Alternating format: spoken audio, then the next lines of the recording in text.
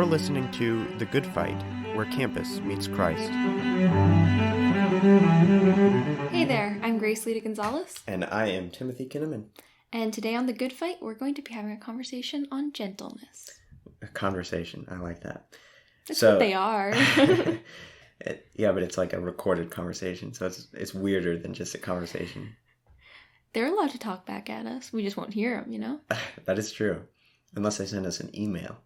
Oh my goodness. You can add a voice message to your email. Just send an audio clip. Yeah, we might include it. Oh my goodness, that'd be exciting. So we've titled this episode A Giant Amount of Gentle. Partly because the first title that came to Grace-Elleda's mind was A Gentle Giant, which is like, I don't know, a very common phrase, which she actually had a true story to back up. So, I mean, there was that. But I didn't want to tell her story, so I decided to stick with a giant amount of gentleness. So we can keep that idea of giant and gentle, but to actually look at this now as just the amount of gentleness that you have, making you giant in that regard. Yeah, so I think part of the reason why I guess I was inclined to scrapping the gentle giant is the fact that there is kind of this natural idea that the two of them are opposed to each other in some respect, so it's surprising when there's a giant that's gentle. But we're going to be expanding upon this more, but a large portion of our conversation today will be talking about why that shouldn't be the case, like why they shouldn't naturally be kind of opposed, why saying something like a gentle giant would be like, oh yeah, that's how it's supposed to be. You know? Yeah, it is how it's supposed to be. Yeah. But yeah, I feel like gentleness is a hard one because I don't know about you, but I don't think it's super common to talk about like gentleness as an attribute. No. I know like historically it was more common of a word to used to express someone's kind of like characteristics. But you know, when you're filling out like all this college applications and they're like, write 5 adjectives about yourself, or like what are 5 words that someone would, like a friend would use to describe you. And I'm kind of curious, I wonder how many people ever put down gentle. Like, I don't know. I feel like that's probably not a popular one. Yeah, I don't think so either. And even when I try and think of like, what is gentleness?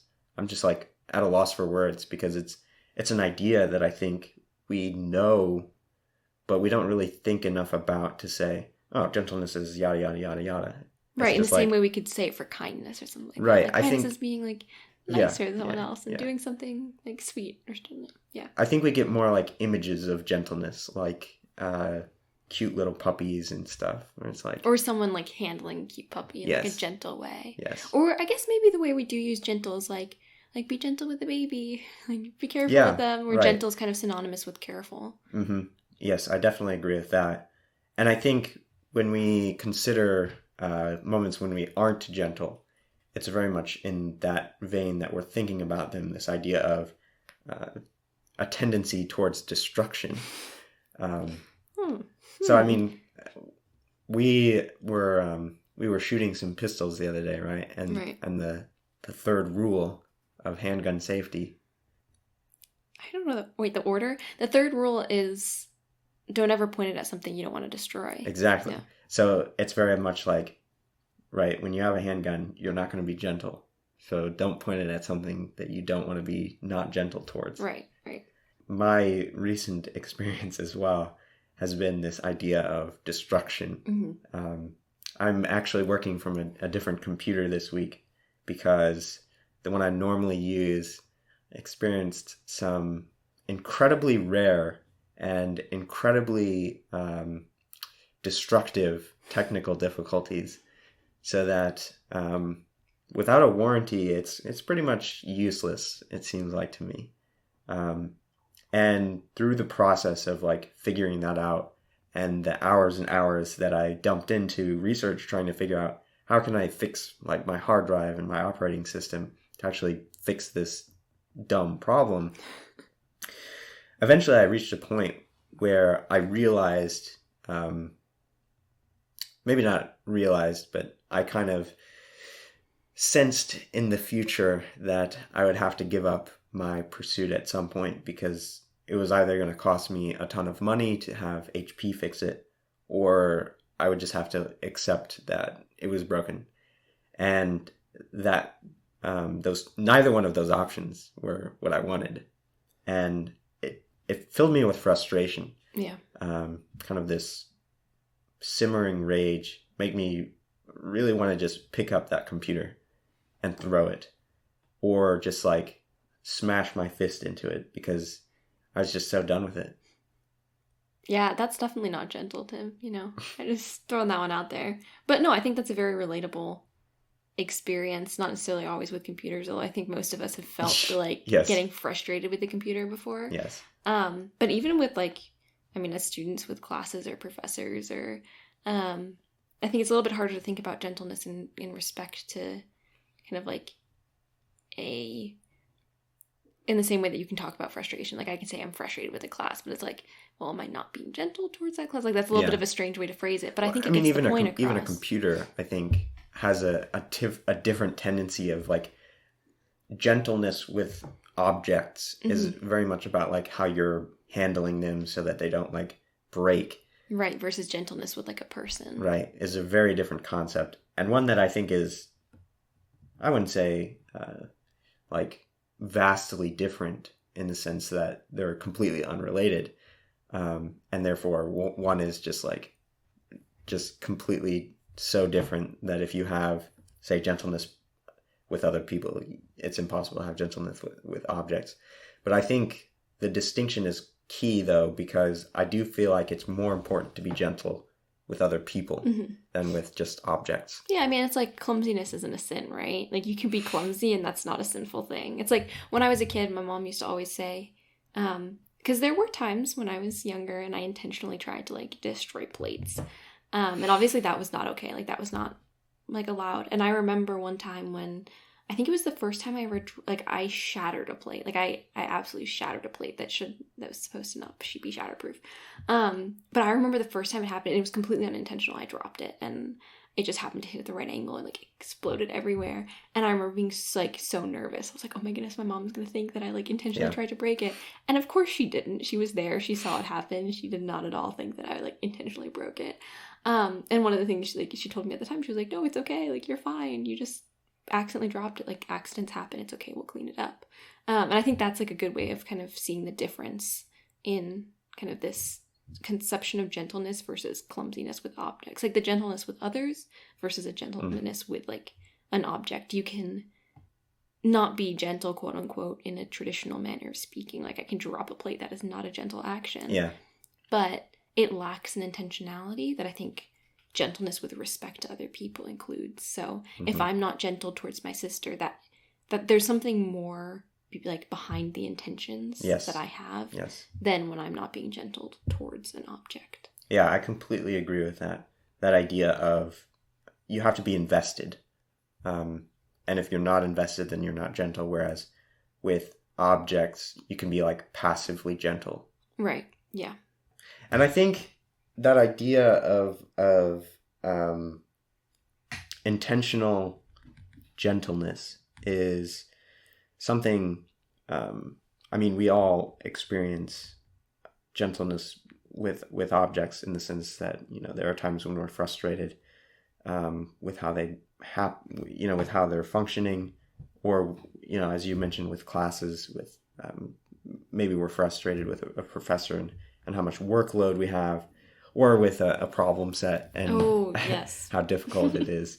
But what I think is kind of the bigger question is gentleness between people in a class. So like I think everyone has maybe been like in a group project, and anytime I'm in a group project, I'm the one who does all the work because that's how I want it to be, because I have a hard time trusting other people. But that's a different story. That's a completely different story. But I think the more common story is one where there's somebody who doesn't contribute.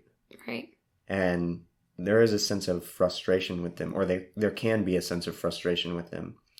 But then I think there's also, like, if we dive into the question of why there is frustration there, I think one of the reasons why that might be is because what that person is failing to do is to kind of like show their gentleness in the group, because they're giving up kind of a care for other people. Yeah.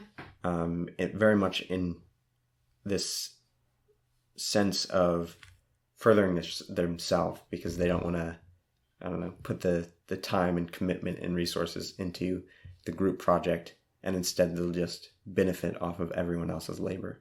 And I think that goes the other way around too, because, I mean, if you're getting frustrated, I know at least for me, when I'm getting frustrated, a lot of times that comes from kind of my desire for a good grade on the project, right? And obviously there is a desire, like there is a rightful like frustration where someone's not fulfilling kind of their duty, is that they like are part of a class and they're choosing not to like uphold that responsibility that comes with it. But on the other hand, there's also a sense of like, I can get really caught up in me, myself, and I, and be like, well, this person's just like, is not helping me get a good grade, or like me work on this. And I think there's like, that's obviously a little bit of a harder line to distinguish the kind of appropriate reaction to inappropriate reaction.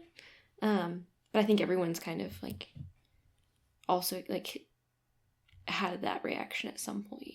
Yeah. And I like what you're drawing there, kind of that connection between gentleness and a sense of self. And in the example provided, it is this sense that you are more important than the other people. And, even though it's a group project, the result, how it affects you is more important than how other people are dealing with it. Yeah. And I think one word that maybe describes very well that connection there is humility. So I think this connection we've drawn here is that gentleness is very intimately connected to an idea of humility, of putting off the self. Yeah, and I think it might be helpful because we've kind of almost been putting gentleness and frustration on opposite ends of each other, which I think is because like a lack of gentleness does often kind of result in this frustration. Yeah. But it might be helpful for us to just kind of break down what it actually looks like to be gentle, because frustration isn't the only like kind of not gentle, like ungentleness that you can have. You can be lacking in gentleness and have be acting in a wide array of other areas. So do we want to hop on over into the Bible? Yes. I saw it coming. Yeah, I think we should. And maybe the first place we can go here is Matthew chapter 11, verses 29 and 30. And we'll see what we find there. I think we'll find some familiar ideas and maybe some new ones. So Matthew is, as we've said before, the first book in the New Testament, one of the four Gospels, the first of the four Gospels, which in the order that they appear, written, of course, by... Oh my goodness, was it Matthew? Matthew, yes. Whoa. And so Matthew was there with the 12 disciples, lived with Jesus, ministered with Jesus while Jesus was alive and doing all that cool, fun stuff. Mm-hmm. And so Matthew says in chapter 11, verse 29 and 30, he quotes Jesus, "Take my yoke upon you and learn from me, for I am gentle and humble in heart, and you will find rest for your souls. For my yoke is easy and my burden is light." And so I think, already we see I am gentle and humble in heart. So this very close proximity of gentleness and humility. Yeah, and I think, there's a bunch here that I think needs to kind of be broken up. Maybe the first one is talking about this idea of yoke. I know, at least for me, I've read this verse so many times and you hear it pretty often in Christian circles, that it's pretty easy to kind of internalize what's going on there. But I think this verse is actually referenced to another one, right? Like it's in your study Bible. Well, everything's referenced to another verse. everything all the time. Well, it's one unified story. Yeah, I mean, yes, this idea of yoke, right? My Bible brings us to Psalm 55, verse 22, which says, so the Psalms, have we been in the Psalms yet? I think we have. I don't know. I don't think we have, actually. Maybe. No, we have to have. I don't know. I know we've been in Proverbs a few times. Oh, that's true. Maybe I'm confusing. Yeah, I don't think we've been in Psalms. We haven't in Psalms. Psalms is a good one. Psalms is great. It's like 150 songs. They're great. Without music. By David. King David. I don't know. I guess they weren't. Not all of them. Not all of them, but a large portion of them. Yeah. Yeah, a lot of them were songs. So some of them will say at the top kind of what we have is recorded, what they would have been played alongside, if we know, and then others are without. Kind of, this is a song, but no one knows the tune. I think it's fun. This is a tangent, but there are a lot of modern hymnists. Actually, even older hymns will have taken the Psalms and kind of sung the lyrics with, like, as a hymn, into a hymn. And I always find this so beautiful because it's like, we don't really know what it would have sounded like, right? We can't, like, I mean, maybe we do, maybe I just haven't explored that area, but having the words, the meaning translated into a new song is so wonderful. It's like, very cool. Yes. So anyway. That's the Psalms. And so Psalm 55, verse 22, this one actually is by David. It says at the very beginning. And so it says, "Cast your cares on the Lord, and he will sustain you. He will never let the righteous be shaken." And so when we hear this idea of yoke in Matthew, it's like Jesus says, saying, "Take my yoke upon you and learn from me." But we also know that we are to cast, like, our burdens on the Lord. And so, like, it's almost a circle. It's right, like, yeah. You take up Jesus' burden, but in doing so, well, now you have kind of this ability to cast your cares on God, who can, like, easily take care of you. Right, So, it's like his burden is light because, his burden is light and his yoke is easy because we've been able to put all of our cares on him. Yeah. So he's the one carrying all the weight, and he's given us his. Like, you can imagine, like, if his, let's say, a feather, like, that's how much it weighs. It weighs as much as a feather. And ours weighs as much as, like, a skyscraper. I think that's a pretty good comparison, if you ask me. It's like, he's saying, take my yoke upon you. Take this thing that's as light as a feather. And he's able to do that because he's taking on our skyscraper. Yeah. And I think that's a good, I don't know. I like that imagery. That is good. I hadn't thought about it that way, actually. That idea of, like, swapping burdens. Yeah, and I think it expresses the point to a certain extent. Obviously, no illustration is ever going to be perfect, especially when there's so much here. But I think it helps give us a gist of, like, what yoke is talking about, so we can really get into this kind of gentleness of. Oh, did we say that this was spoken by Jesus? Yeah, I mentioned. Oh, that okay, at the sorry, beginning. I couldn't remember. There's some things that are just, so in, like, I read it and I automatically think that it's hard to break that down. So yes, Jesus is the one speaking this. Yes. I think. No, go for it. Okay. Well, there's also this idea, I think, in this idea, I've said idea too many times, casting your cares on the Lord. I feel like in order to do that, you have to have someone who's, like, always listening to you. Right. So this idea of, again, God being gentle, Jesus being gentle, and humble is very much showing a sense of compassion towards you, to always be listening, to always, like, be willing and ready to take up your burdens whenever you call on him. Yeah, and I also think this idea of humility in Christ is really interesting, right? Because out of anyone who, like, doesn't need to be humble, that's a weird way of phrasing it, but, like, if you think of all of us are imperfect, right? Yes. And here's this man who's perfect. So this perfect being is like, no, I'm humble. Like, I too am humble. So it's like, if the only person who has authority to not be humble is humble, like, how much more should we be humble? Yes. Yeah. In the sense of, like, if he's humble, like, we've got to be, like, I mean, obviously we aren't. I'm a very, like, I'm definitely am not humble at Yes, times. definitely. But I think there's this idea of, in humility, it's kind of a taking off of yourself and or taking, instead of focusing on yourself, kind of this focusing on others. So instead of being like, oh, well, I'm better than you in this, that, or the other, that, like, in order for me to say that, it requires that I'm thinking about myself when I'm engaging in with you, like something with you, versus when I like approach a conversation or anything or whatever it might be with humility. It's kind of other focused. It's kind of taking, I guess, the blank off of like the eyes, the focus. That's the word I was looking for. Yeah, okay. The focus off of like myself and onto someone else. Mm-hmm.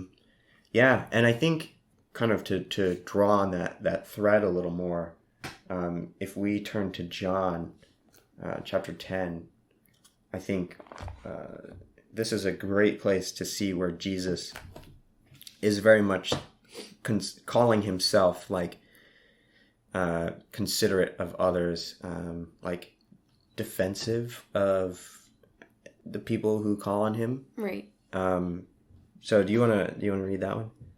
Sure. I don't have the whole thing up in front of me. I think you should probably go. Okay, I will read it then. So this is John, another gospel. This one is a fun gospel, the best. So again, John, just like Matthew, one of the disciples, writes, quoting Jesus, "I am the good shepherd. The good shepherd lays down his life for the sheep. The hired hand is not the shepherd and does not own the sheep. So when he sees the wolf coming, he abandons the sheep and runs away. Then the wolf attacks the flock and scatters it. The man runs away because he is a hired hand and cares nothing for the sheep." So what Jesus is saying here, right, comparing the good shepherd to the hired hand, I think is this very much contained in the idea that, well, the hired hand runs away when he's threatened. Right. Why? Well, because he only cares about himself, right? There's this self-focus that makes him selfish, caring more for his life than for the life of the flock, of the sheep. But when Jesus says, "I am the good shepherd," well, I mean, later on, he says, I lay down my life for the sheep. So this idea that, well, he's not like the hired hand who runs away. He stands up to the wolf. I mean, even to the point of death. Yeah. Okay, I don't know if any of you have watched The Lion, the Witch, and the Wardrobe. I really wanted this to be an example earlier on, and Tim said, A-okay. So, it's not happening earlier on, but it's happening now. One of my favorite things about The Lion, the Witch, and the Wardrobe is the fact that you have, well, Aslan, who's the lion, who, it basically is representing Christ. But one of the really beautiful things about that is that you have this kind of like, it's supposed to be the most powerful like animal, right? Like this lion, who can be the king of the jungle. Yeah, the king of the jungle, who can be ferocious and who can defend and who can protect, and can take down any other animal. But at the same time, is one who in the movie and the books, well, books first, then the movie, but you can see it in both, which is actively gentle towards others, and I think kind of in this shepherding manner, protective and taking care of the flock. And so I think there is this idea of like, well, what is Aslan doing to be a lion who is so gentle towards others? And I think one of those things, exactly as you meant it, is kind of this, or said as you mentioned, there we go, is kind of a lack of regard, not lack of regard, but it's an other focused mentality. Yeah. So there's obviously the scene in The Lion, the Witch, and the Wardrobe, and something that we read in the Bible, which is kind of like the lion laying down his life, or in this case, Christ laying down his life.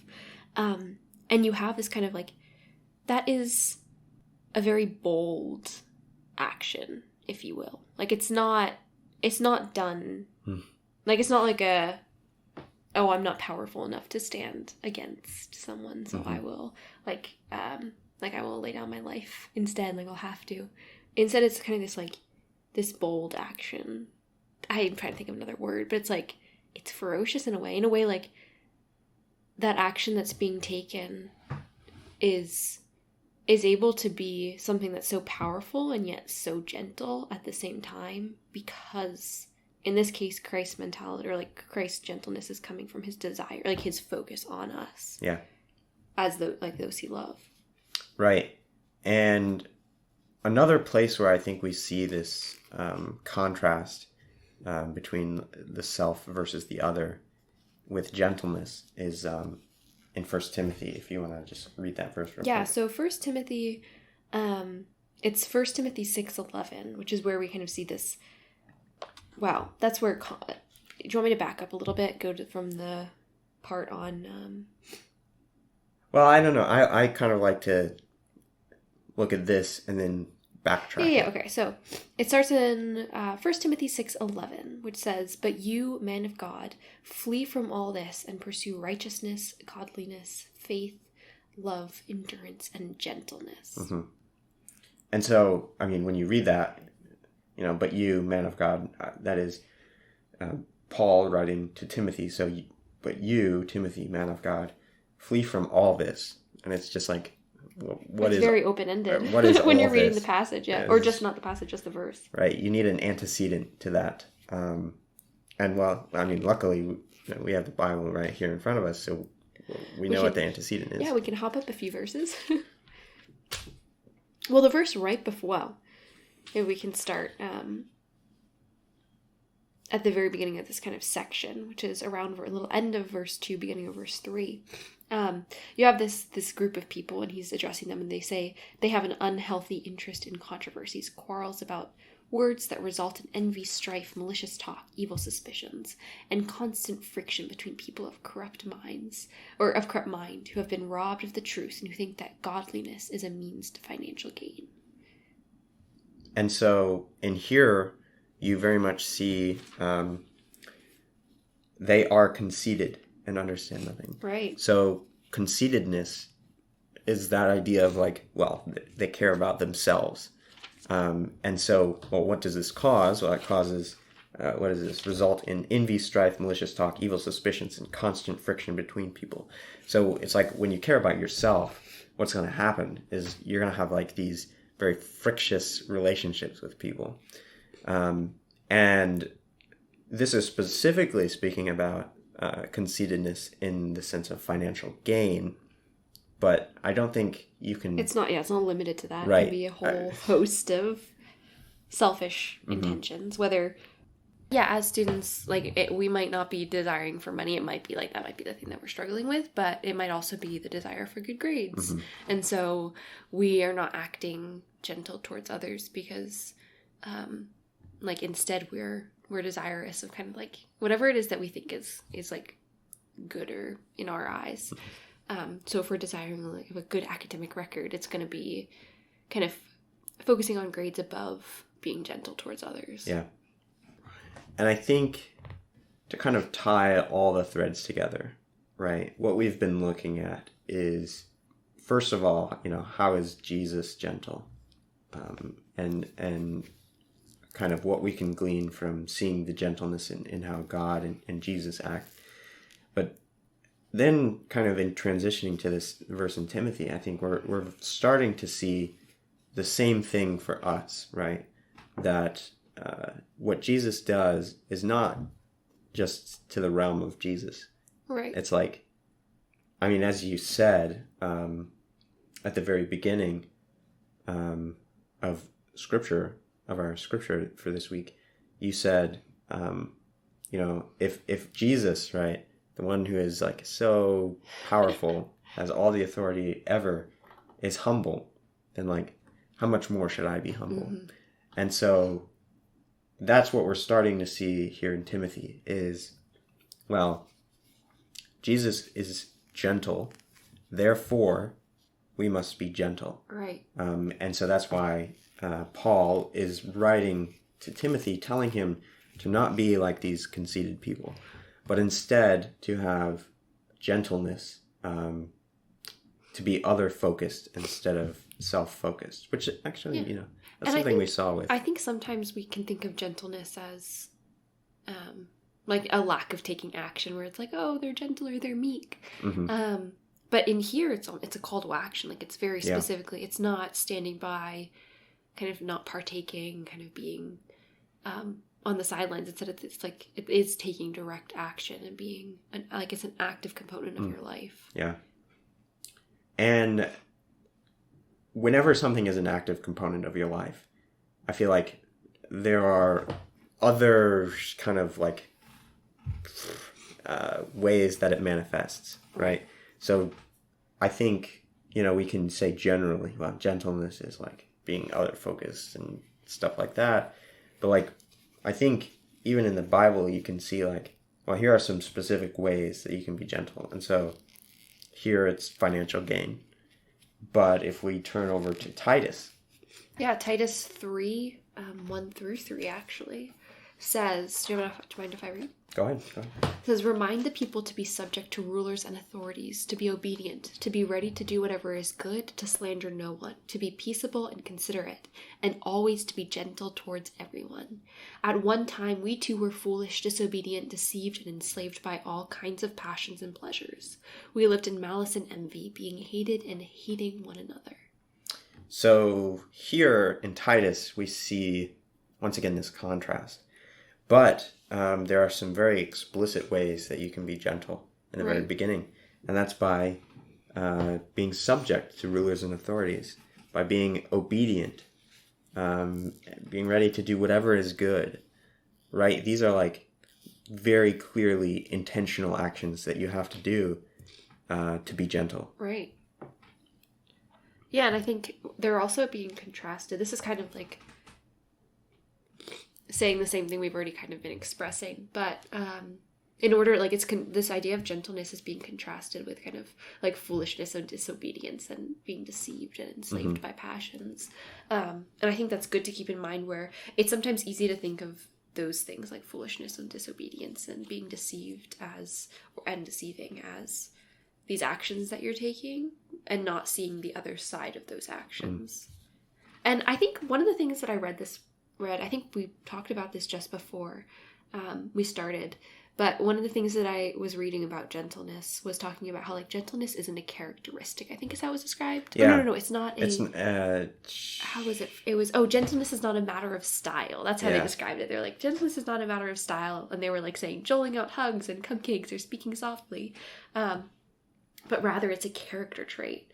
And I think this really sums that up, where it's like, sometimes it's easy to think of gentleness in that respect as being something that is kind of like, oh, they're doing something, like they're doling out cupcakes and they were gentle, or they like are cuddling a baby, how gentle. But it's like, no, it's more than that. Right. And at the very end of that verse, right, we lived in malice and envy, being hated and hating one another. Right. It's like, I think very often we can consider that there's a middle ground between gentleness and whatever its opposite is. Right. But I think here we're seeing that there really is no middle ground. It's either like, you either care about yourself or you care about others. Mm-hmm. And when you care about yourself, what you end up with is malice and envy. Because, you care about what you have and do not have. And then when you see others, you're like, well, I just want what they have. Yeah, so I think maybe a good question for us to be thinking about is kind of this idea of like what makes you self-centered in a way. Like, what areas of your life are you maybe not self-centered, but self-focused? And I think maybe another way of asking that question is, or kind of related to it, is like, in what makes you feel self-righteous? Like, what part of your life leads you, or interactions leads you to this sense of self-righteousness. Right. And self-importance. Right, yeah. By self-righteousness, I think, is very much meant this idea that you are correct, right? Yeah. You like own the truth, and the only acceptable way to continue forward is to force other people to agree with that truth. Right. So it's like this idea of self-glorification in tearing down other people's worldviews or opinions, even like disagreeing on a song. And so for me, to answer this question, I actually think about this last week in CC when we were going over, we were very fortunate enough to read parts of the Bible in a secular course at Columbia, but we read parts of Matthew as well as all of Galatians and Romans. And I remember in class when we were like going through what these texts mean, I very much entered a state of self-righteousness where, you know, my experience with the Bible, my like sense of knowing what the Bible says, right? Not just in the 3 little bits that we read, Right. but having the whole thing. right, having a knowledge of a broader understanding of the Bible, I think almost made me like a Pharisee, like you would see in the Gospels, where I was like, these people just don't understand what the Bible says, and therefore I very much took it upon myself as a matter of like self-glorification to like not only demonstrate that I had like a greater understanding, but then to like force that upon them, right? To deny that they could almost understand anything of what even just one chapter in Galatians was saying, because they didn't understand the rest of the Bible. So I kind of imposed myself on them. And that's one example of me being self-righteous. I feel like there are a lot. I don't know. Maybe I have a harder time answering self-righteous than I do like self-focused. And I think that's because it might still be self-righteousness, but I guess it's easier to identify as like focusing on myself. I've noticed since actually I've done this for a while, but like with Zoom and online, just things being online, I have a really hard time keeping focused on things. And it's less of a problem in classes because I don't know, there's something to be doing during it, right? Yeah. Like in most of my classes, they're like pretty fast paced, so it's like if I'm really not helping myself if I'm not paying attention. But in conversations with friends, like I have to be very active to make sure that I'm listening to what they're saying. Yes. Not getting distracted. And I forget, I was calling with someone this past week, and partway through I was like, oh my goodness, I heard none of their, like I asked them a question, I got distracted and I heard none of their reply. And I was like, oh my goodness, that's awful. Like why would I even ask them a question in the first place if I wasn't going to listen to their reply? Like this is so awful. And I think there was this idea of like, I was like going into the conversation with a what can I get out of this conversation instead of a what can I like give. And I think there was this like there's a self-focused nature that resulted in like a lack of gentleness in my interaction because I wasn't like treating them with the respect that they deserved, really. Yeah. I mean, I did that just this afternoon, calling my mom. Wow, didn't even think about it that way. Now I feel convicted. You can call her back and be like, "Hey, Mom."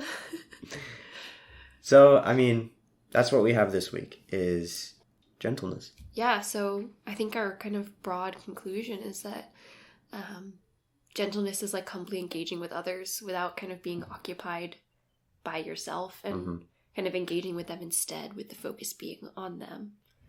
And on what you can give to them, like we just said, instead of kind of what you can get for yourself. And so we've explored that idea first by looking at Jesus calling himself humble and gentle, or gentle and humble, or what gentle and humble heart. And so already seeing that close proximity of gentleness and humility, and then looking more at the ways that Jesus is gentle, seeing him as the good shepherd, and then turning that on its head and really looking at, well, if Jesus is gentle, what does it mean for us to be gentle? And seeing the intentionality behind it, the very specific actions that we can take to think about others. Yeah, so this was a really great conversation for this week. Thank you all for listening in. We're glad that you got to enjoy this conversation with us. You're more than welcome to join it alongside us by keeping up to date. And I mean this actually in two regards. So first of all, you can keep up to date by liking us on social media, following the Columbia Witness on Instagram and Facebook, but also, and this is more important, I think, by settling down and finding really a time in your week that you can consistently come back to the podcast. So, right, we release content every week. So I feel like that's pretty regular at this point. So now it's a matter of like sitting down and figuring out, all right, at such and such time in the week, I'm always doing something that I can afford to listen to the podcast at this time. Or, maybe it's on Thursday when we release, and you're like, all right, I have this time here. It's a great time to listen to this podcast. So just like being very intentional about deciding to make this part of your weekly routine. And we'd also love to hear back from you, whether it's on social media. You can either send us a message on Facebook or Instagram, or you can reach out to us via email at witnessthegoodfight@gmail.com. As we mentioned earlier, if you want to get more involved by sending us a voice message, we would love that. So feel free to send it to any of the three things that I mentioned above. And we look forward to talking with you soon.